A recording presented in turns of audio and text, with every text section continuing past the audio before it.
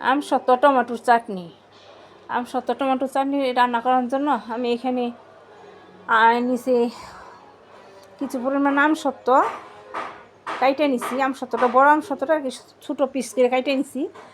আর নিচে কিছু টমেটোটা আস্তে ধুয়ে আমি ডুমো করে কাইটে নিছি। ডুমো করে কাইটে ধোয়ার আগে কিন্তু কাইটে নিছি। ধোয়ার পরে কিন্তু কাটা যাবে না। এখানে টমেটোটা কাইটে আমি তারপর কড়াইতে তেল দিছি। তেলে ফোড়ন দিয়েছি সরিষা ফোড়ন দিয়ে টমেটোগুলো দিয়ে দিছি।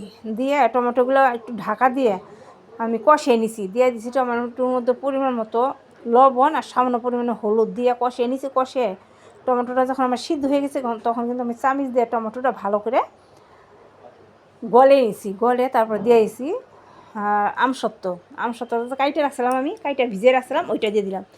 দিয়ে দিয়েছি পরিমাণ মতো জল। আর দিয়ে দিলাম সামান্য পরিমাণ গুড়। আমি খেজুরের গুড়টা সবসময় প্রায় ফ্রিজে রাখি, ডিপে মানে রেখে দিই, তো ওইটাই আমি কাইটা দিয়ে দিলাম। আমার এই আমসত্ত্ব টমেটোর চাটনি রেসিপিটা যদি ভালো লেগে থাকে পেজটি সাবস্ক্রাইব করে আমার ভিডিওতে একটা লাইক করবেন।